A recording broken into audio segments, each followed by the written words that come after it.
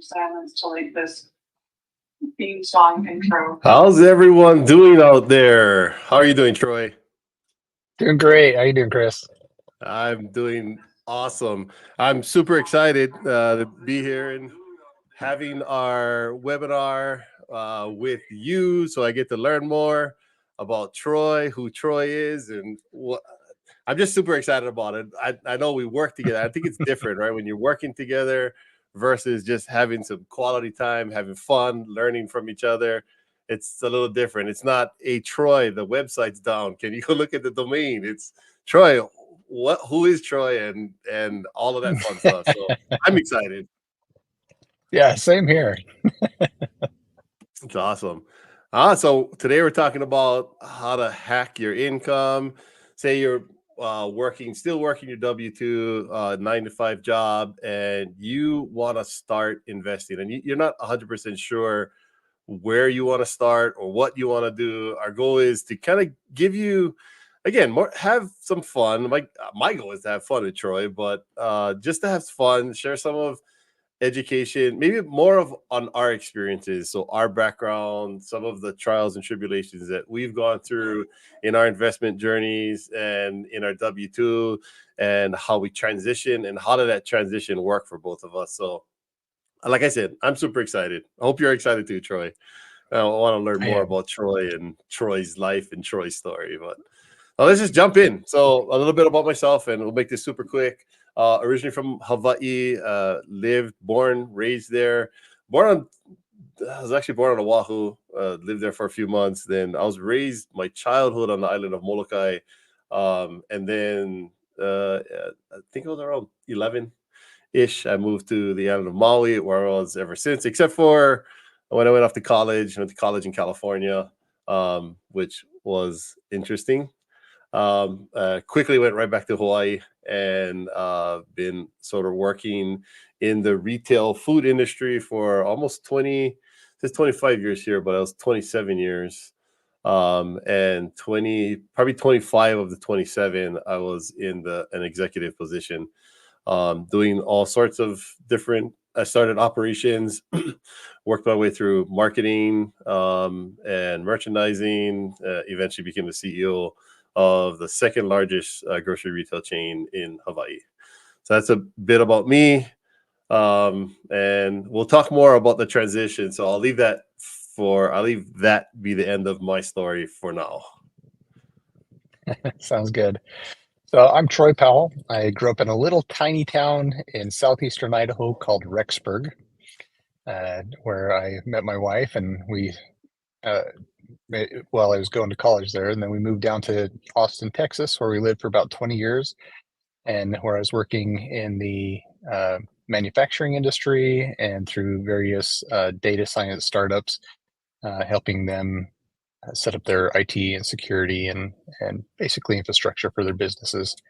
After that, we moved up to Utah and got into real estate investing and into the medical startup industry, where I again helped with the establishment of new businesses in IT and infrastructure there.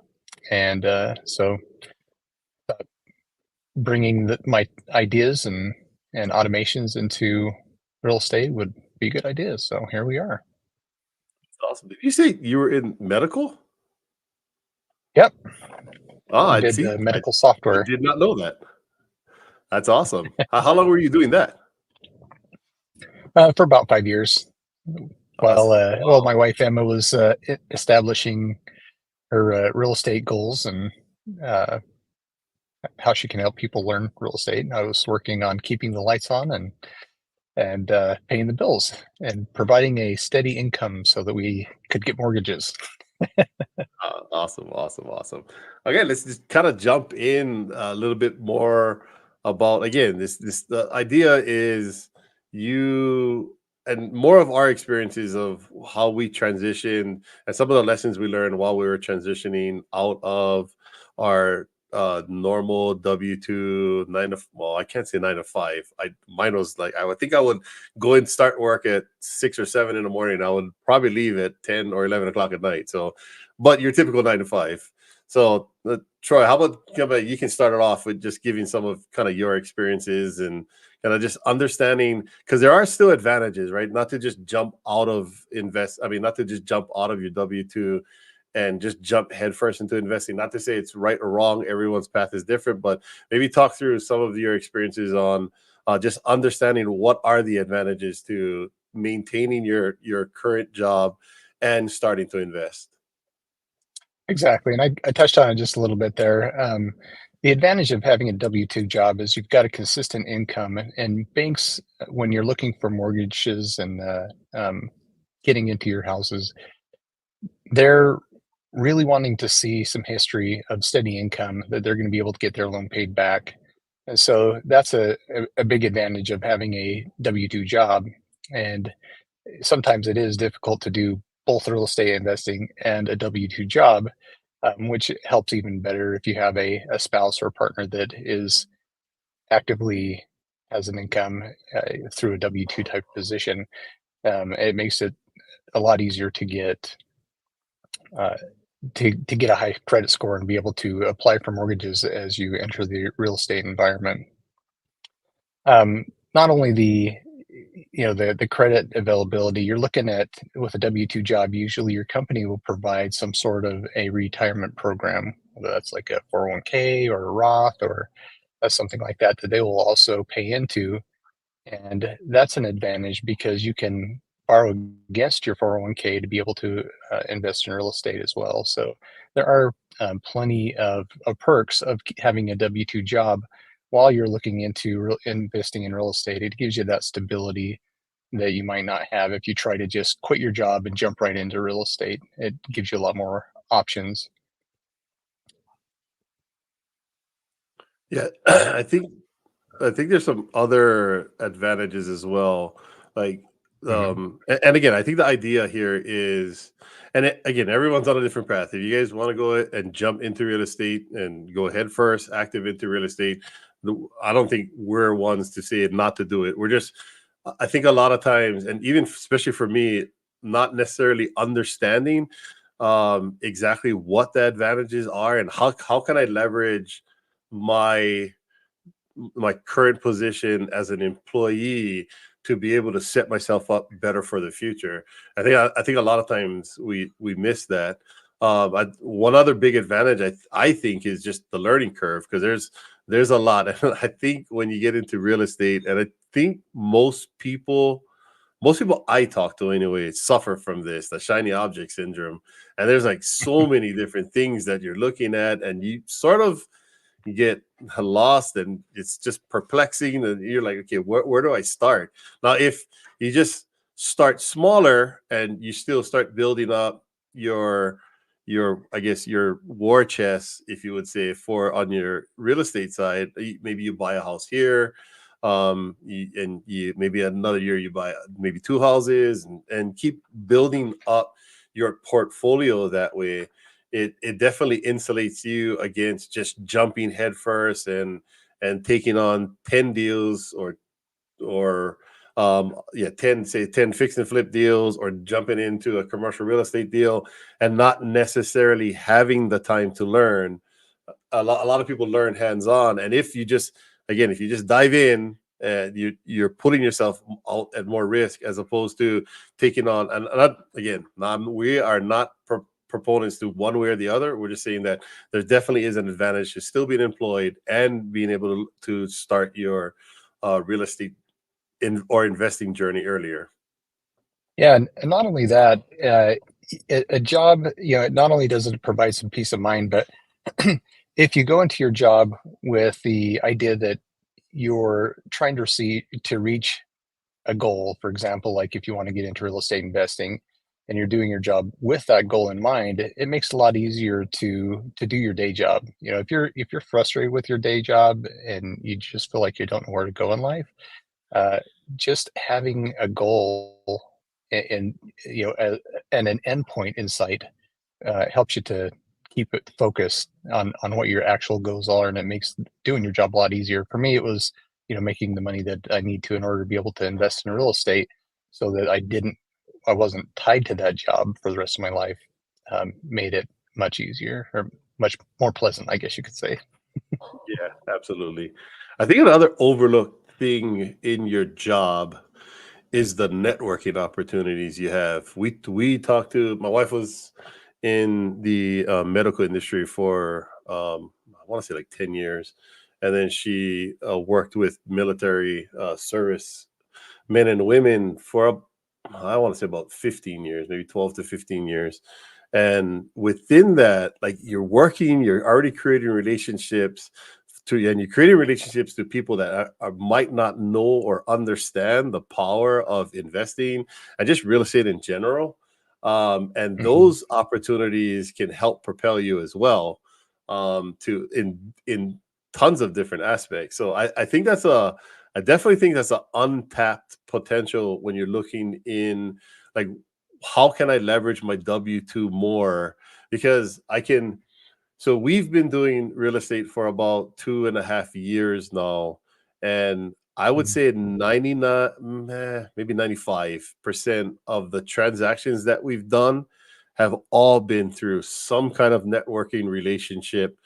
In fact, our entire group, the Rise Capital Group, got together through networking through different events, and we networked, created relationships, and that's how we established the Rise Capital Investment. So understanding that network opportunities is super super powerful, and being able to leverage that just at your job. And I would say the one thing I would say is just talk to your employees about what you're doing. The more you talk, or you're not necessarily your employees, but your fellow employees, or your employees, if depending on There's the what. CEO. Yeah. Yeah, I guess, yeah, depending on where you're at in life, Yeah. but just. Well, from an employee point of view, it's also that your colleagues get to see you growing, right? As you're learning more and you're expressing an interest in it and you're communicating this with them, and they see how much you're learning and how much you're growing. It lends a lot of credibility to what you're doing, so that when you do become successful and you maybe change jobs or whatever, they're more likely to invest with you because they've seen how successful you have become, and they see your work ethic. Yep, absolutely. So we're gonna kind of transition, sort of, and this is why I didn't want to spend too much time on myself.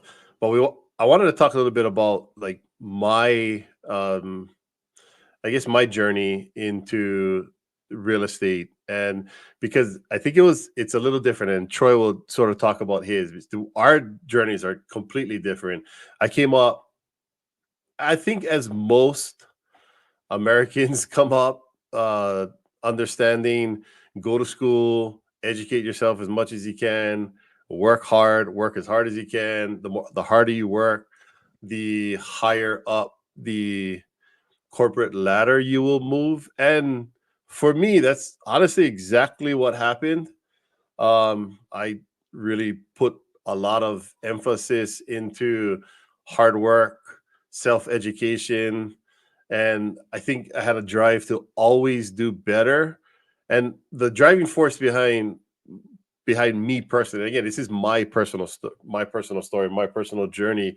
My wife and I got together when we were very young. We got married. I think I was just 21 and she was 19. She might correct me on that, but it's been a while. And I always wanted to be able to provide for, and we had kids young. We planned it, we talked it, we talked it over even before we got married. We said, okay, we want to have kids when we're younger, so we're still relatively young and we get to enjoy life. Our kids are out, and at some point our kids can take care of us. But we can spend more time, travel, and that was our goals when we were very young. So I knew that. I mean, I had a goal in mind of what we wanted to do, and I knew that the harder I would work, the more I would be able to provide for my family. And it wasn't always that way. We started off being, again, I mentioned I came from the island of Molokai, super humble. We grew up having hand-me-downs. My mom had books and books of coupons, and we grew up understanding maybe the importance of money, but not necessarily how to budget and save, which was something that we we struggled with sort of growing up. But understanding, having that why. I think Troy said it earlier. Having that why was very important for us, and my why was my family at the time. And your why changes over time, because my why is still my family, but my family is older, and I have a grandson now, and they're out and about living their own lives. And then again, life just kind of catches up to you, and then your why sort of changes. So now our why has definitely manifested into something completely different. Um, and I think it's okay that you're doing that, but again, you're looking to see, how do I make a bigger impact in the world, and that's our why and what drives us. But that was one of the things that drove me as I worked my way up, and like, so some of the, again, the stepping stones for me to be able to do what I'm doing now. So again, the transition was a lot different. So I'd spent 27 years working my way up the corporate ladder, last 7 years being the CEO of a company. And I honestly, the way I did that was just through hard work. Again, I think I mentioned it earlier. I would literally go to work 6 or 7 in the morning and leave, um, sometimes up to 11. I remember getting calls at midnight, and my wife was, okay, this is the awkward part. Those of you who are from Hawaii know that there are different islands. I actually worked on a different island than my family lived on, which is definitely harder. But I would get calls in late at night, and my wife would be calling, "Are you still at work?" Because I guess I'm still at work. Again, there's still a drive that I wanted to make sure that the more I do, the more I know I secure the future for the employees that were under me, and the more that I knew I would work, the more secure the future would be for my family. So that's more of what drove me to do it, until I came to the point where, okay, now the company is doing well, my kids are getting older, they all moved away from Hawaii, and I'm not sure why, but they didn't want to come back to Hawaii. I think it has something to do with high cost of living, but they didn't want to come back to Hawaii. So we were then forced to say, okay, reevaluate again what our values were, and family was still our values, and we wanted to be able to move closer to our family, and we knew that we could do that with real estate. We've already, during the time frame that I was working my way up the corporate ladder, I did have opportunities to buy and sell, and we had a few properties in Hawaii that we knew that would help us propel ourselves going forward. And we sort of took the jump in head first approach. Again, understanding that as you're working in whatever career you're in, you are building up different things that you can take with you in your own personal work arsenal, that you can take with you and apply that later on in life to things that are somewhat similar. And that's exactly what we did when we jumped into real estate. And we did it. We just jumped in head first. So again, everyone's path's going to be a little bit different, and everyone will look at it different. But I think for me anyway, the importance, again, this is looking at the W-2, which is honestly what propelled us to be able to do what we're doing now, through obviously a secure financial understanding and background, but also all of the things that I learned going from, again, working my way up the corporate ladder, that I knew I could then take and apply to the real estate sector as I jump in and dove in head first. So kind of looking at just real estate, and I just talked about sort of diving in head first. There Real estate is definitely a venue to be able to create wealth. I think through media, and through probably more through social media, you look upon people and see the lives that they're living. Maybe someone's driving around on a Bugatti, and somehow they got that, or a Lamborghini, and they got that through real estate investing.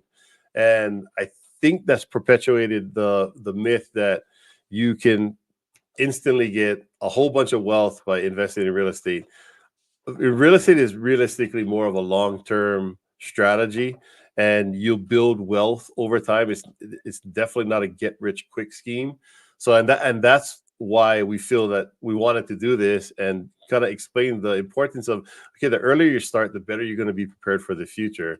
And there's different types of investing when you're jumping in. You can jump in and get very active, but again, it can replace everything that you're doing from one job and you're just taking on another job. Or you can get into it and be a bit more passive, and being able to strategically navigate that could be somewhat difficult if you're not 100% sure exactly how to do that. But it can be great, but it could replace one job for another. And again, when you're looking at real estate, to me, real estate, just like money, is more of a means to an end, and the means to an end is different for everybody. So I think understanding what that is first, and then navigating through that path will definitely help you. Troy? Yeah, definitely. Yeah, sorry. Yeah, definitely. I was going to say, uh, uh, we had lived in Texas for, during the time we lived in Texas, we kind of dabble into real estate a little bit. We didn't really know how to get into like large commercial multifamily or commercial real estate in general. And so what we did is we took the opportunity with the tools we did know, which was we would purchase a house in a brand new neighborhood and be the smallest house in there, and then let the builder force the value of our home. So it's called forced equity. And we lived there for probably 3 to 6 years, and then we would move to another neighborhood and do the same thing again. And this actually helped us make it through 2008 when all the housing prices were going down. Our value, we never went down. It leveled out for a little while, but then went right back up again as the builder continued to build more homes. And so when we moved up to Utah, our last house in Texas, we did a full renovation. We bought a really old house and used all the equity that we had been saving up to renovate this house and add an addition on there and add a lot of value to this home.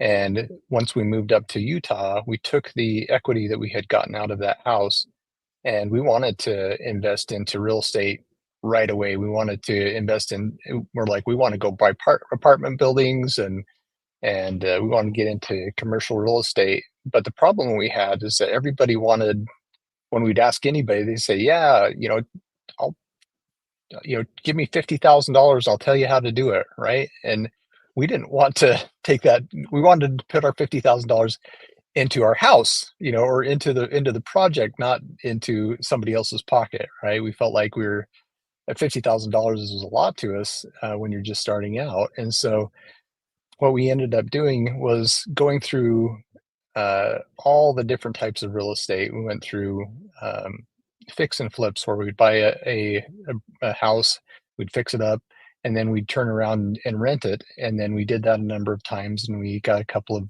of smaller multifamilies. And then we wanted to learn more about large multifamily, and so we started attending a lot of meetings, doing a lot of research on our own. We had made a lot of connections when we were doing our fix and flips with the local real estate clubs, and we ended up learning what we needed to do to be able to invest into large multifamily. And so what we did is we didn't want to have people run into the same issues that we had. We didn't want to have them hit these barriers, and so we ended up starting a free real estate investment club. It's called Rise Investments, Rise Capital Investment Club. Rise, yeah, Rise Club Capital. Yeah. Anyway, yeah. So we started this club so that anybody could bring deals to the club and pitch them to the members, and people with money could come in and find deals without having to go and hunt them down. And so we wanted to provide an atmosphere where not only the new investors could also talk to the experienced investors and learn from one another, and create an atmosphere where they can learn about real estate, what kind of options there are, and learn about all the laws and regulations, and have an opportunity to invest into large multifamily with a little bit of money, rather than having to come in with a lot of money to try and invest by themselves. And so that has been life changing. And again, it goes back to the desire to serve others. We found that as people have become more and more financially independent, they typically want to serve their fellow man in one way or another. And that's what we want to cultivate in our club is to encourage people to serve one another and to learn from one another and to just bring the whole world up. And that is exactly why I love talking to Troy. That's awesome, man. Yes, I think, like I mentioned earlier, your why can definitely materialize into something completely different than what you originally started off on. And I think, that the financial independence definitely helps, because you're not necessarily strapped, and nothing. There's, again, nothing wrong. I did it for 27 years, so I loved doing what I was doing. Mhm. I did it more because I love being able to make the impact that I could to, and again, I was a CEO, so and I was in an executive position, I think, for like 25 of the 27 years that I worked for the company. And we went through several mergers and acquisitions, and then we bought several other companies as well. But through that time, what drove me was being able to know that, I mean, we had almost 4,000 employees, and then being able to know that the decisions that I made on a day-to-day basis, oh, generally positive, impacted the lives of those 4,000 people in a way that I couldn't have done without that. So, I mean, again, everyone's path is different. There's people that absolutely despise their job, and there's people that absolutely love their job. My wife was one of those in the buckets that absolutely loved their job. Again, she worked in the medical field for about 10 years, and then she really loved when she was working and serving the military service men and women. And those of you who are from Hawaii would kind of understand what I used to call her. Every time someone would ask me, "What does your wife do?" I would say she's Auntie Aloha, because she would be the one that would sort of the glue for, again, the servicemen and women that she worked with, and being able to and just give back to them because they've given so much to us. So like that sort of thing is exactly what Troy was saying. It's sort of what drives us to want to be able to do something better. Um, did I skip? No, I did not. Sorry. Going back and forth. Okay. So looking at some investment strategies, and we're going to kind of segue away, looking at some investment strategies that you can employ while you're still employed. So you got any ideas, Troy? Well, one thing we noticed when we first moved to Utah, everybody was telling us to not buy a house. They're like, don't buy a house. We're at the top of the bubble. It's going to pop any day now. Don't buy a house. Don't buy a house. And so, we listened to them for about probably a month, and then we're like, no, we're going to buy a house, right? Because renting's a pits. So we ended up buying a house, and then, as most of you know, a year or two ago, all the housing prices doubled essentially in the Utah Valley, and so it's cooled off a bit since then. But uh, that's the best time to invest is 20 years ago. Because investing is definitely not a short-term game, right? It's something you got to do long term. Uh, so house hacking is definitely a big one. Taking your house, improving it, uh, especially if you have lived in a house for a long time and you move to a different home, you can actually get a FHA type of loan and get into it for relatively inexpensive. And if you fix it up and live in it while you're doing that, when you turn around and sell it, you can force a lot of equity into your home. Yeah, I think the idea here is to try to find, because there's, as I mentioned earlier, there's the Mhm. shiny object syndrome. There's a ton of different strategies that you can employ to get into just investing. Period. We're Yeah. we wanted to kind of more dive into the ones that, again, you're not going to jump in heads first, and maybe like a fix and flip, because while it's still investing, you are almost replacing one job with another job. Yes, That's true. It is a lot of work. you can get contractors in there, or you can, Mhm. but anyone who's done it, you have to manage the contractors. And that's a job all in itself. So we want to look at just strategies, and again, there's more than this, but just some of the ones that, because we've done it. Troy's obviously done some house hacking. We've done house hacking. In fact, we're doing it right now. Brandon Turner, if you guys don't know Brandon Turner, his startup was house hacking, and in fact, I still think he does house hacking in Maui. I thought I heard him say something about that. But again, wanted to kind of dive into something that, again, is not as intensive. So again, house hacking is one, because you have to live somewhere anyway. You have to live somewhere, so why not do house hacking? Note investing is another option, right? Just investing into. So one of the things that we do is debt investing, and that's how. Well, we started. We started investing. Started doing the fix and flip. I did half. My wife watched way too much HGTV. She was going to be Joanna Gaines, and somehow I had to be Chip Gaines, and that worked like half of a flip. We're like, oh, we have to do something different. You look a lot. So then we ended up doing some note investing, which is honestly really interesting. So, and you're just literally, the easiest way to explain it is you're being the bank, and there's different positions, lean positions on a note, but you're being the bank, so it's much more passive. And there's a ton of different strategies that you can employ just on note investing. We even use some note investing strategies to help people actually get into houses here in Utah. So someone who maybe that can't necessarily qualify for a loan, we'll go ahead and buy the house for them, hold the note, and normally what we'll do is we'll arbitrage the note back out, and then we'll just sit in the middle and collect small monthly payments. It's nothing significant, but again, it's for us. We know we're doing good. We're getting somebody into a house where maybe they couldn't have gotten to the house before, and we're still getting compensated for it.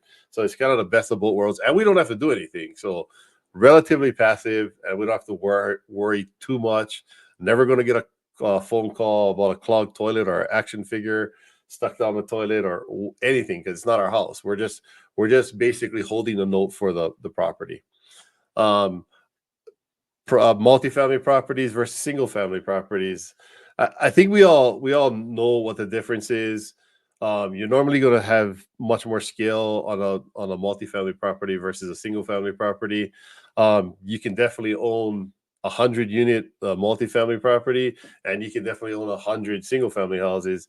It's typically going to be a lot easier to manage the multifamily properties, but I guess one of the benefits as well on the passive side is there's things that like syndications or funds that you can get into, as long as you know and trust the sponsor and do your homework on the investment types that the fund or the sponsor is investing in. There's a lot of different options out there that you can invest in. You just have to sort of understand it and really know what you're getting into.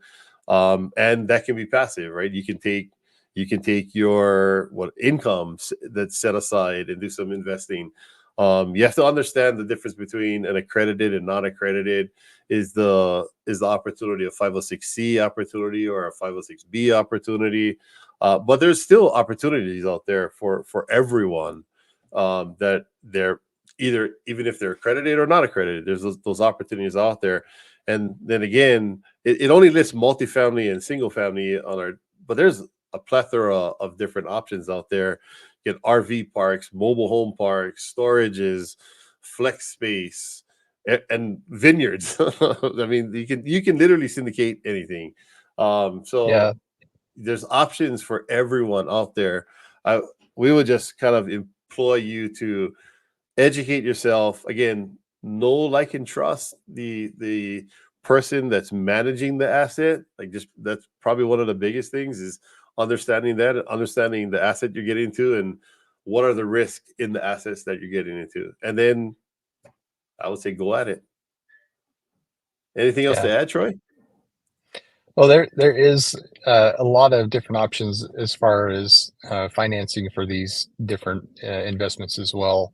And, from owner financing to bank financing to financing it with your retirement account. There's a lot of different options, and we're not going to touch on that tonight, but it just, talk to somebody that's got some experience, and there's a way for you to get into real estate investing. Yep, absolutely. Okay, how do we transition from? Let me tell me some of your stories of how you transitioned from your W-2 to your passive lifestyle and RVing all over the world that you're doing now. Well, the probably the easiest way to transition is to uh, have a successful business outside of your job. Like if you're going to work to focus on improving your life beyond it. So like if you're finding your weekends, you're trying to escape from the life that you're in, then instead of escaping to like watching television or going to clubs or whatever to escape your 9 to 5 life, instead use that time to escape to the life that you want. And that's essentially what we ended up doing. And um, so when I left my 9 to 5, uh, it was I had several jobs throughout time, and I mean throughout my career, and for each of them, startups are sometimes volatile, and so I'd had been laid off from a few of those. And the first time you get laid off, it's like, you know, you're just don't know what you're going to do, right? You almost have a heart attack because all of a sudden, you've been able to provide for your family for the past several years, or however many years, and now you're at a point where you don't know what to do, right? And we decided that we didn't want to do that again. And so we started doing some real estate investing in my last job, so that if we did get laid off again, that we wouldn't be completely destitute. Our livelihood is not dependent upon a single person. And so this last transition, when I left my job, it was much easier. It was much more peaceful, and I approached life the day after I got laid off with, this is amazing. What am I going to do with all this free time now? This is going to be amazing. And so I'm looking for opportunities to serve others. I'm looking for opportunities to start businesses that are designed to help others, and to just to educate people. And it is much, much more fulfilling than what I'd been doing for the prior 15 years. Yeah, and now he's teaching people how to speak Texas slang in Cote d'Ivoire, Africa. That's true. That's true. Everybody needs to learn how to speak Texan. That's for sure. Oh, that's awesome, man. Yeah, I think for me, like when I transitioned, I just took the leap. But I was financially prepared for it. I think you're looking at it, and for me, there's like different steps of it to kind of transition Mhm. through.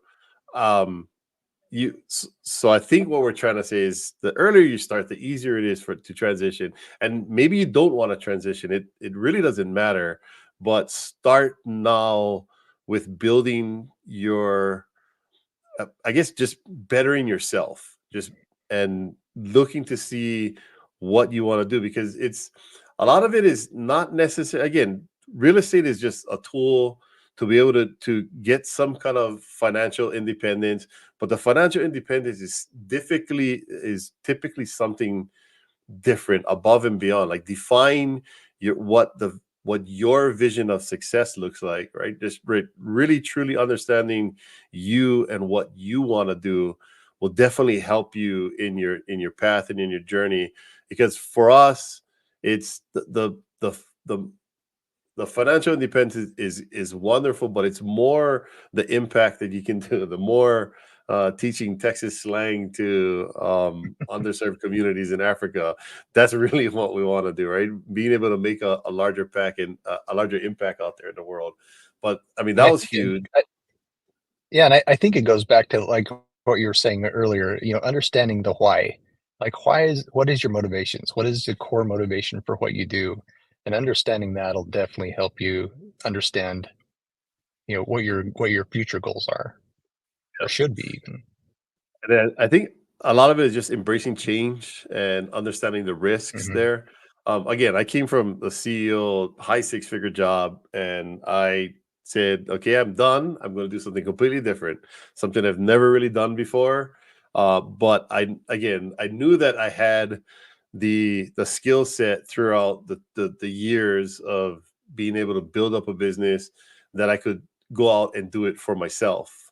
And I think that's Mhm. important too, right? As I guess probably it's important to articulate too. If you're not necessarily happy about your job, again, I loved doing what I was doing. If not, I wouldn't have stayed there for 27 years. But if you're Mhm. necessarily not happy, right, just look at it from the aspect of, okay, if I'm working 40 hours or whatever it is, or if you're crazy like me and you're working 100, 120 hours, what would that look like if you put that exact same effort into yourself to build yourself up for the future? But there's gonna be risk there. I would say look at some financial planning and diversification early on. The more you can do that, the better you prepared. If you do want to exit out of your current W-2 or 9 to 5, will definitely help you, right? Because before you make the leap again, like I did, you want to make sure that you have a solid financial plan. Like you know exactly what you're gonna do. You have it all mapped out. I mean, before we did it, my wife and I sat down and said, okay, we're gonna do all of these business strategies. It changes, but at least we had a plan, and we looked at our 90-day goals, our a year goal, our 3 year goal, and then our 5 year goals, and we knew exactly what it was. And again, it definitely changes. The one great thing, again, I think Troy pointed out earlier. I mean, we sort of transitioned into the time where the market was just like on a rocket ship going forward. So we hit our we hit our 3 year goals in I think we hit our 3 year goal in almost 6 or 7 months. I'd have to go back and confirm with her, but having that plan, the financial plan will definitely help you out. And then, like Troy said, sort of invest in yourself, right? Self development instead of sitting out on a couch and watching. I don't know what people watch nowadays because I don't really watch anything, but whatever people watch nowadays, I mean, instead of doing that, grab a book, right? Something that aligns with what you want to do, and what you think you want to do to be able to get to your why. I think those are probably the important 4 steps for me anyway. Anything Yeah, to I agree. piggyback on? Well, yeah, I think just touching on the points that we've already covered, that the goal is to maximize the W-2, the 9 to 5 that you actually are working. Try to take advantage of whatever opportunities your employer gives you. Invest the money into yourself. If you can afford to spend $500 on drinks on the weekend, you can afford to invest, right? And in doing so, you're not only investing in your future, but you're investing in yourself for self development. Look for opportunities to network with other people. You may be surprised at how many of your coworkers and people that you interact with are actually investing in real estate right now, and they're a good resource to help you get started and to kind of guide you in your journey. And setting goals for yourself instead of just sitting at your 9 to 5 job and not really knowing where your future is going. If you set a goal for yourself and you really focus on it and you really believe that you can achieve it, you can achieve anything in your life. And so don't just kind of walk through life as without any goals, because what's the great saying that it's if you aim for a the sun and hit the moon, or are you going to aim for a pile of dog crap and hit it head on, right? That's the real question. you know it's better to set a goal that's high, that Heard the analogy before. that you need to struggle a little bit to achieve, than to aim for goals that or not even have a goal, right? Like what was it, the cat in the hat that said uh or not the cat in the hat, it was the Chester cat in the Alice in Wonderland, when Alice said to him, she's like, can you please tell me where to go? And she says, well, where are you going? The Cheshire cat says, And she said, well, I don't really know. And he says, well, then it doesn't really matter where you go then, does it? So have a goal of where you want to go Yeah, so that you can get there. moral of the story is know exactly where you're going. I love it. Exactly. Well, it was definitely a pleasure. And again, this was not necessarily meant, not really for educational purposes, just more articulating our path, our journey, what we've done. It's definitely been enlightening hearing from you, Troy. I'm always ecstatic just hanging out and talking with you. We got to do it more often, even though you're on the Yeah. opposite side of the continent now. But we We'll still got to find a figure way out how we do it more anyway. often.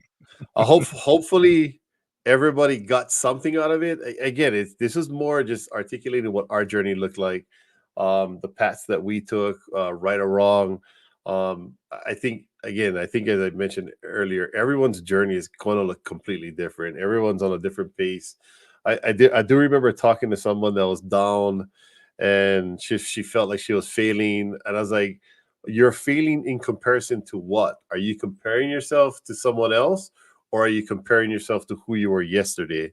Because I can guarantee if you're comparing yourself to who you were yesterday, there's a dramatic improvement. So just our goal is just work on yourself, as Troy said, set some goals for yourself, put yourself out there, learn, and our goal is to have as many people prosper as we possibly can. So I enjoyed it, Troy. It was always a pleasure. Yeah, and if And they're if you're interested in learning more, or if you want to just have a talk with us to talk about what kind of options are out there, feel free to reach out to us on risecapitalinvestments.co. You can scan the QR code to go out there, or just go to it in your browser, and we're happy to set an appointment with you and just kind of go over what your goals are and see if there's a way that we can help you. I mean, we're not looking for you to invest with us right now. We're looking to help you find out what you want to invest in, and to invest in you. That's our goal. Is we invest in people. So feel free to reach out and talk to us. And again, there's that free